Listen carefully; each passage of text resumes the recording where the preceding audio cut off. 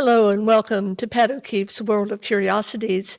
And tonight we have Zeea with us, of course. Twice a month we do something really special that's near and dear to our hearts, and that's that we talk about Appalachia, Appalachian magic, Appalachian issues. We are Appalachian. We love our mountains.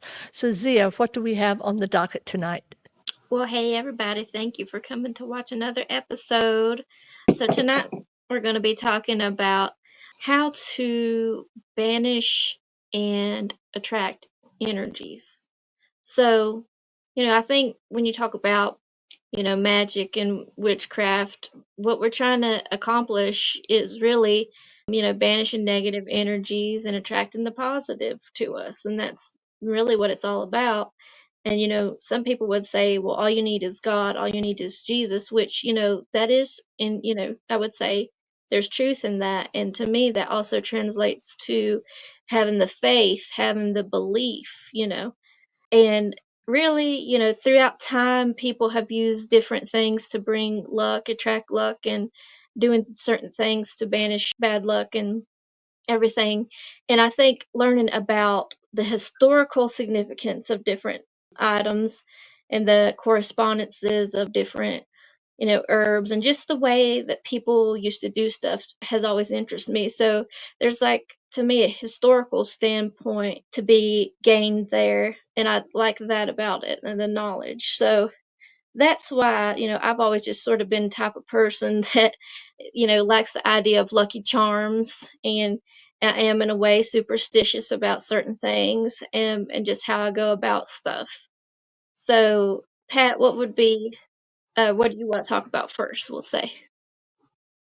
We could talk about is, in the Appalachian Mountains, the Bible is the most important magical document that any of these old granny women owned.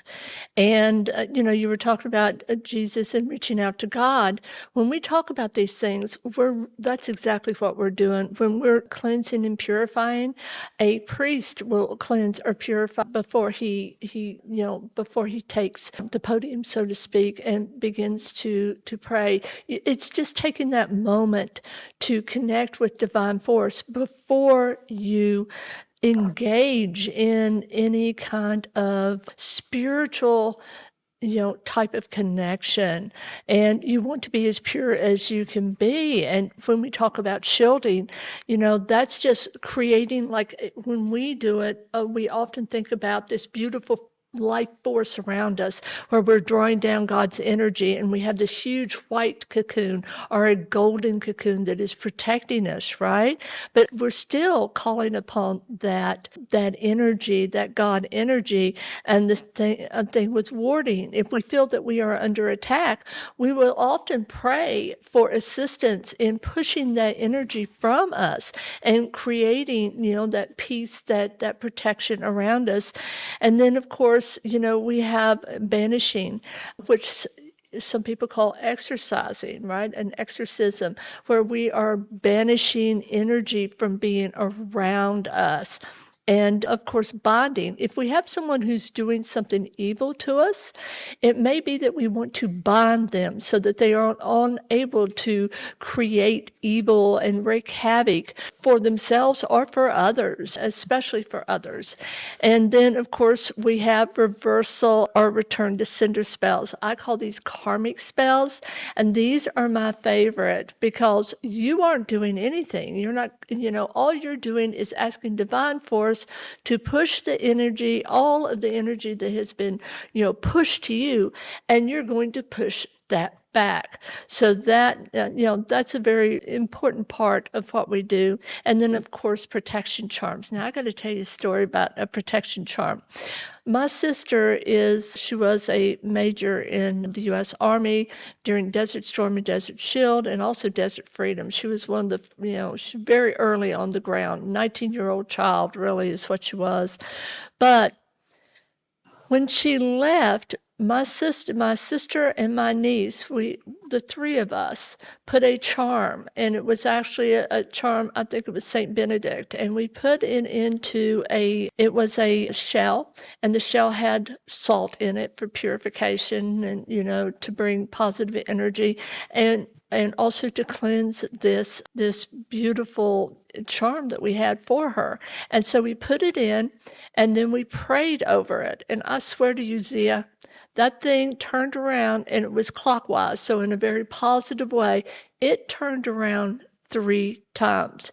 And we gave that to my sister, and my sister carried that. And one other charm. She had a very devout friend, a Catholic friend, and her or his mother had went to the Vatican and had actually gotten a charm that had been blessed by the Pope. So my sister was geared up with magical, love and protection, everything that we could throw at this for her. And she did come home, and we're very grateful for that. I don't know if one had, there's no way to prove that one had anything to do with the other, but I like to think that as her big sister, I was able to help keep her safe there.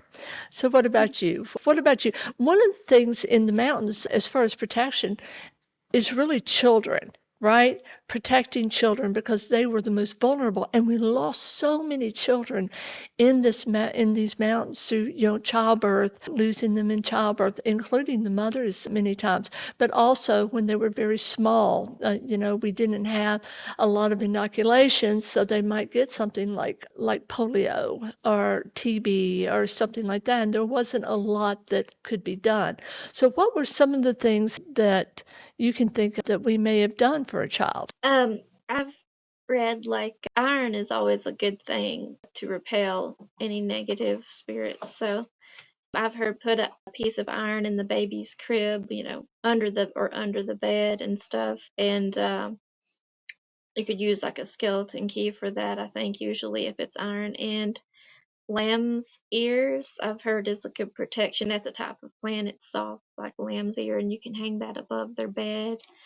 There's probably some other things, but that's what comes to mind. And then you were talking about the Saint Benedict charm, which is funny because I was trying to put something up outside the shop, and I found where someone had put one of those coins in a thing, and I took it out for a while and looked at it and was like, well, I better put it back since somebody had put it there before. I have no idea who, but if you see this video, let me know.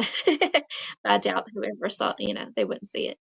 But, iron, and going back to the idea of iron, we have iron in our blood as well.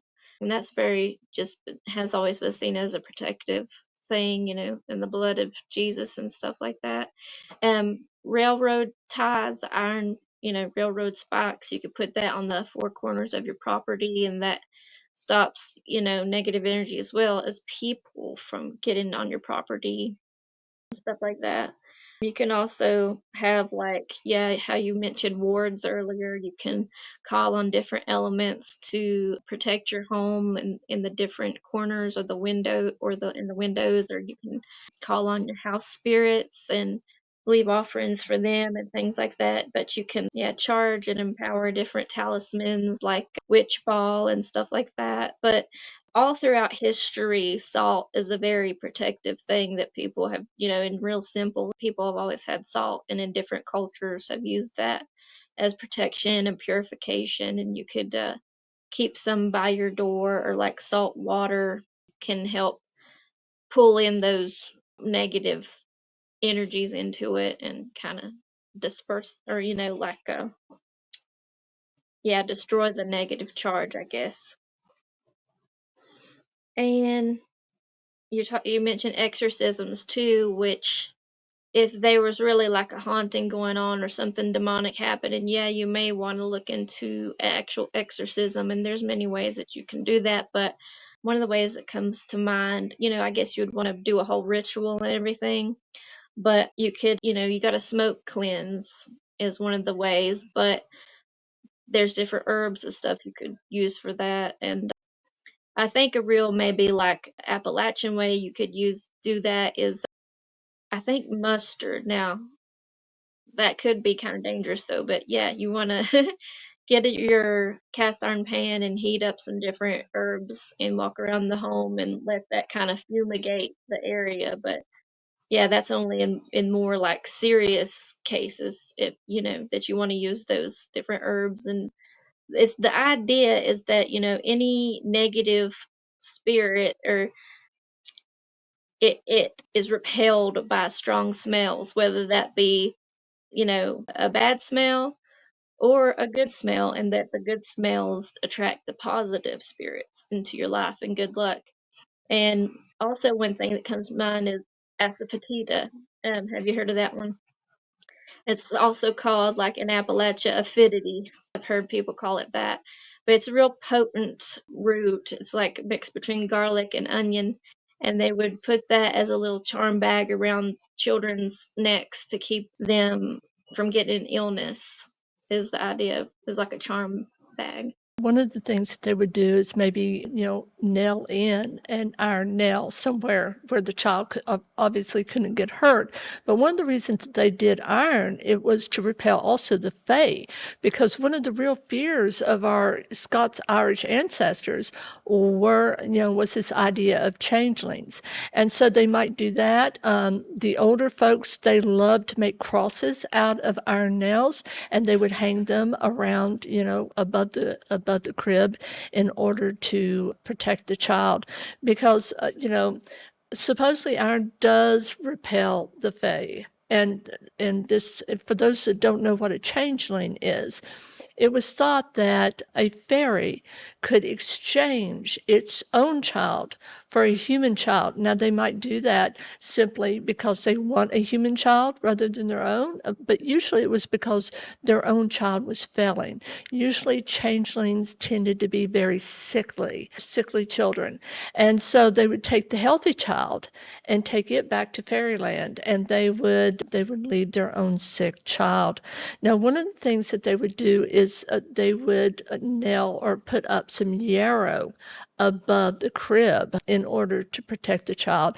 And one of the things that was so, they didn't have all of this medical information that we do now. And so this whole idea of southern infant death syndrome, they knew that a child could die, but there wasn't like a medical explanation for it, which I don't know if we still have a real explanation for why some of this happens. But they would feed the child, a baby, like chamomile with their milk, and supposedly that would protect them from suddenly dying in their cribs. So there was some old advice that was given is never knit booties or a little hat, or don't make a baby blanket until after the baby is sheer, because it's almost like, telling the fates that this is to be, and that it's willed to be, and that it's a fact, when in reality it's all out of our hands, and certainly was during that time when, again, there wasn't a lot of medical assistance in the mountains. And these old granny women, that's what made them so important to their communities. And in some parts, they still are. So, children, there were a lot of different things that they would do with children to keep them safe, because again, they were so precious and so vulnerable to disease and to passing early. Well, what about graveyards? Did you find anything interesting, like protecting yourself from the dead, or a haint Well, as we call them?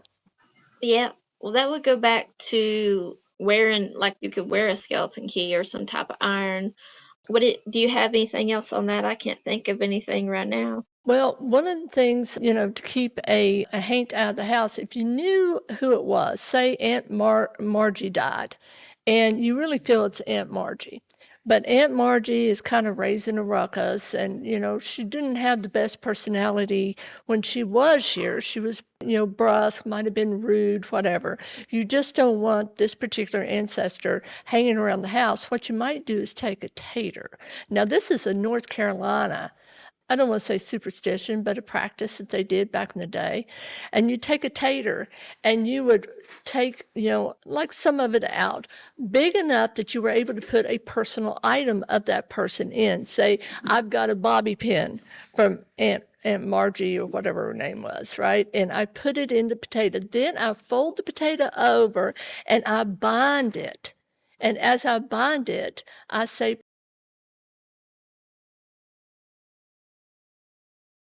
and then you think about her and what is connected to her is within. It's always better if you can get something that she would have used a lot, like maybe a hairpin. Back in the day, you held on to those, right? You didn't just throw them away because it was almost impossible to get new ones. You might have to wait for months. So they were used and reused, and that's why I thought of that. So anything that would be smaller that you could do that would have been with them or on them in a constant way. Then what you do is you take it to the graveyard and you bury it next to their grave or on their grave, right? Now, what that does is it binds that particular spirit to that graveyard. Now, it has to be obviously their own grave. You have to do it there. But you bury it, cover it, and then you leave. And what, no fancy, you've already done the fancy spell work, so to speak. And so you leave that there. And what that does is bind that particular spirit to that graveyard, to that cemetery, until they cross over. Yeah. Now, there's other things like, obviously never dance on a grave, never be disrespectful to the dead, Yeah. because there are, for us in the mountains, you weren't going to speak ill of the dead standing around at that person's wake or at that person's burial site. You weren't going to do that. It was like a huge no-no. It was like jumping out and just dancing all over the grave. You could invoke, if you will, the wrath of that particular spirit. So you don't want to do that. Never leave anything with the dead. So if you're a paranormal investigator, that's an old Victorian Appalachian superstition. My granny told me. It ruined me for life, but never leave anything with the dead. So if you are in a place that is, has a haunted reputation, and you know that it's haunted. In other words, we have spirits there. Don't leave anything there. People Yeah. often wonder, why am I getting oppressed? Why am I bringing things home? Well, it's because maybe you're not cleaning up after yourself. Maybe you left a battery there. Maybe you left, just simple things, a Yeah. box that you didn't mean to leave, but it's there. But it has your energy. It's almost like tracing you home, right? Right. Being able to trace you home. So that's one thing that my grandmother told me. And one final thing, because I know we have to go on, and that is always cover your head, because it was thought in the mountains that if you didn't cover your head, then you could get a passenger. Now, Yeah. this is interesting because to me that makes sense, because we have the crown chakra, and the crown Yeah. chakra is how we connect with God energy and also with spirits, right? The spirits of our ancestors that are connecting with us will come here, and also through the heart. And so to wear a hat or a covering, it would prevent a hitchhiker, if you will. So that's another thing that you Yeah. might want to be aware of. Also, if you're going to somewhere that it might be a really negative place, maybe even negative memories for yourself, like the old home place, right? There's different kinds of haunts and energy. And so to protect yourself, put a little salt in your pockets. Put some black pebbles from any obsidian, onyx, any black stone, black tourmaline, to kind of provide that protection. And if you really feel that you're under assault, do that anyway. Have it in your pockets. Have particular stones next to your bed. Take them with you if you're going to a graveyard. There's a lot of superstition around cemeteries because of the unknown, and because death was so close to us during that time. There were so many of our loved ones who would die, and so we had a great curiosity as well as a fear, as we do now. It's something, the great unknown is still the great unknown. So I don't think we've lost a lot of these particular superstitions. They certainly are not lost on me. So what about you, Zia? What's your favorite thing that you researched for the show, or that you knew prior to researching? Well, I was gonna say I was glad that you brought up the head covering thing, because I was actually going to wear a scarf on my head, but I don't know what to do with it. But I see it right there, right now. I left it over there. But yeah, you'll see like pictures of old granny women and they'll have their headscarf on, but that could be for different reasons. But I like to believe it's also a spiritual thing. Like, yeah, you're protecting that crown chakra, especially if you're doing healing work with people. You want to make sure that's covered. Like, if you want to banish negativity from your property and you do a spell, you would take whatever you have made to represent that, like you've made maybe a spell charm bag or spell bag or whatever, what have you. You would take that off your property and bury it away from your home to get that negative energy out, or you would take it to a crossroads or throw it in a creek, a stream going south, because that's usually the direction they go, and that's away from you. So it takes that energy away. And then there's haints, if you think of the color haint blue, because I got blue on here, and that's like a holy color, it's the sky or water color and represents God, higher power and that protection. So you see that in the evil eye talismans, but that's really not like an Appalachia thing. But what we do have in like Appalachia, maybe further south, in the further south Appalachia, you see those blue bottles trees in people's yards, and that's to capture haints in them, so this you're protected from the haints coming in your home. They're attracted to the bottles, so they get caught in there, and then when the sun comes up, they are, I guess, they go on to the next plane, perhaps. And then they also have the haint blue color painted on the porches, the porch ceilings, to keep away um keep away the haints and evil spirits. I've also heard it keeps away bugs, I think, possibly. The old ones, it was about the house and protecting the house, and sometimes they would create, jars, because we were big into our jars. It's one of the things that we had to contain things, good old mason jars. And they may put a myriad of things into a jar and maybe set it underneath the front porch, so that Yeah, only good will come up that porch. And they had simple things. They might have sage. They might have, they might have some corn husks in it. They might have salt in it, whatever they had. And they would create these, protection jars and put them under the porch sometimes, or at the both ends of the house, or all four corners of the house. It just depends. Something as simple as an apple could be used, and you could go to 4 points on the property, right? And ask for protection. And this is almost, what you're giving to the earth in order to protect those who live above that particular earth, which is, I think, really beautiful. And of course, we've heard of rabbit's foots, for luck. Dried leather beans was another one. There you go. That definitely. I like yours. Yours has a lot of class. I love it too. I've had that And one since I was a kid, the pink. oh, I love it. And so, there's all kinds of, leather beans were used for luck, but also for protection. So there were things that they did all the time. But now another thing that they needed to do was take care of the livestock.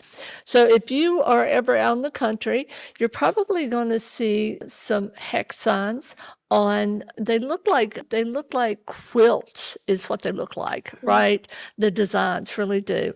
But they have different meanings, but many of them are for protection, because without your livestock, you would have a very difficult life.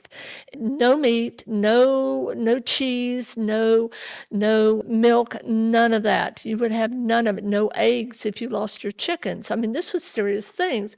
And so you might go to a barn, you might see a beautiful hex sign that someone had painted, but you might also see a bunch of corn husks that have been,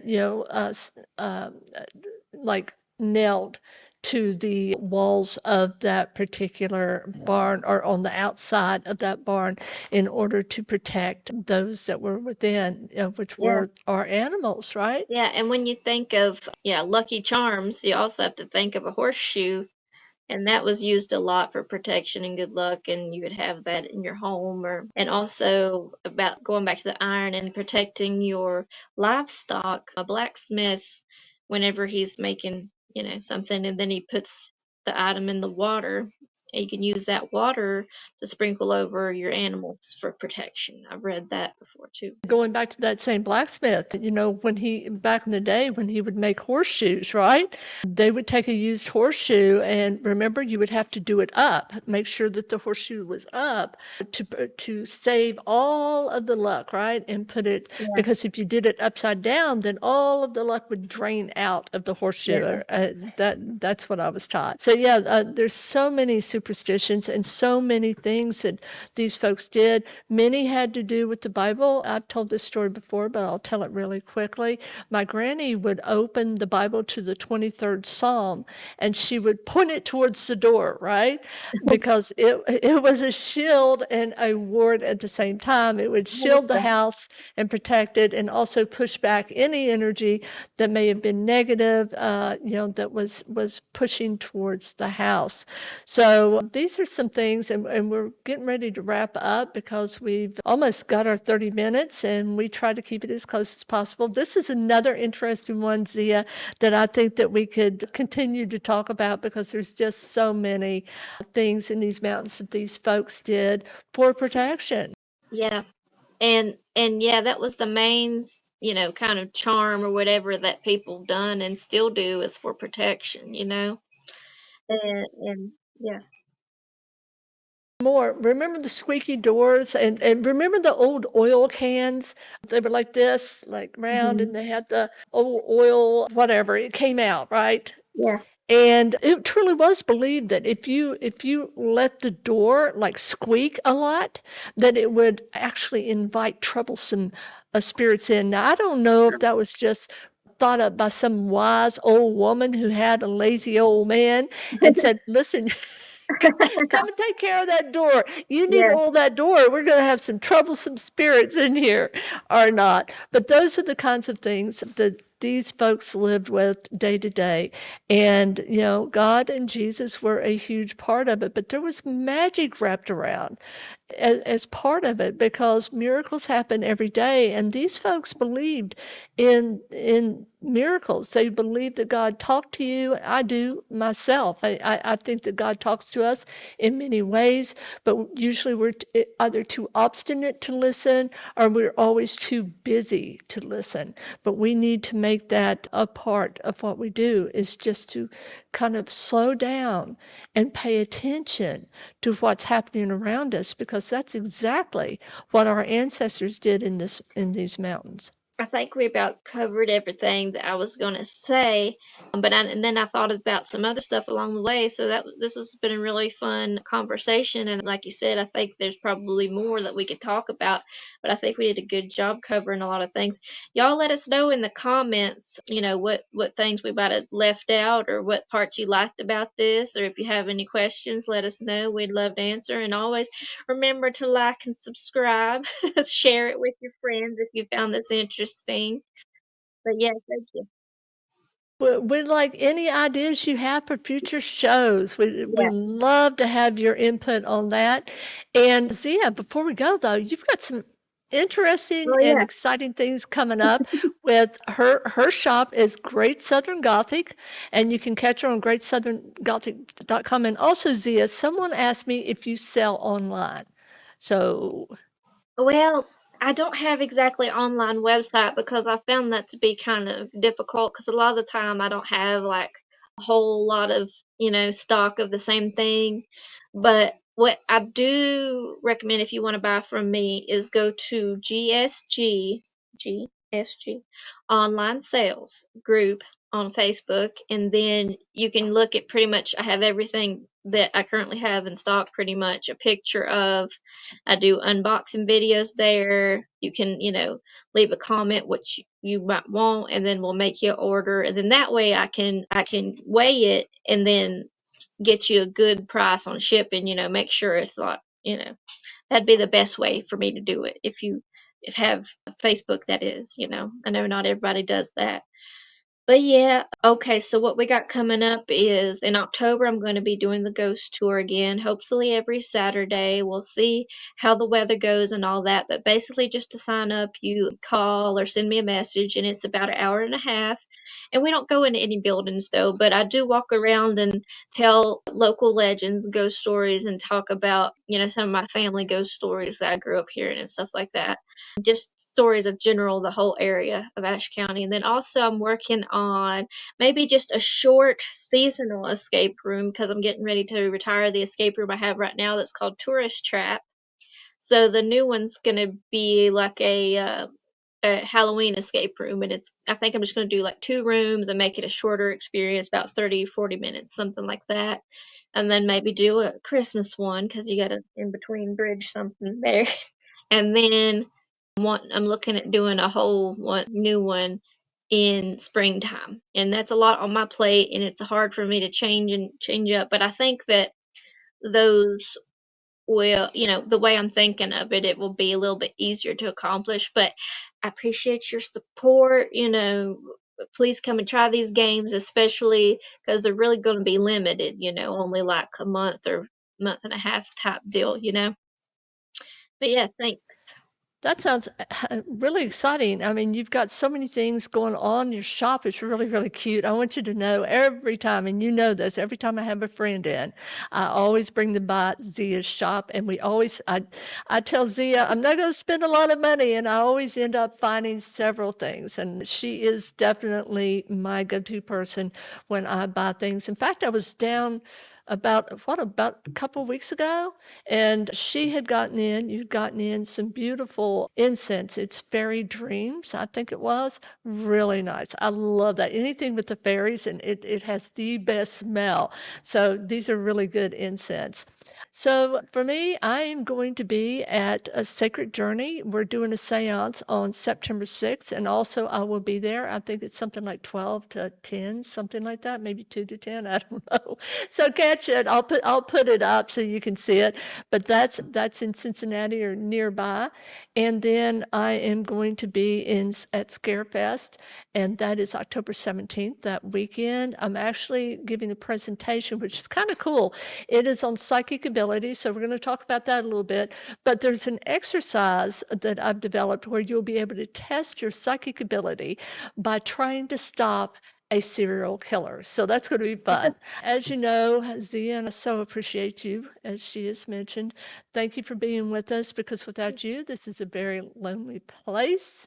See us in 2 weeks. We are going to be doing another show, and hopefully we're gonna have a list that we're going to work on so that we can Yeah, get ahead of this, yeah, and get a little more publicity out so you'll know what we're talking about that night a little bit sooner than the day before.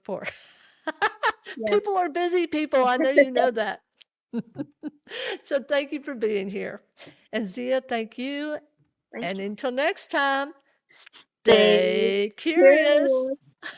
Love you guys. Bye bye.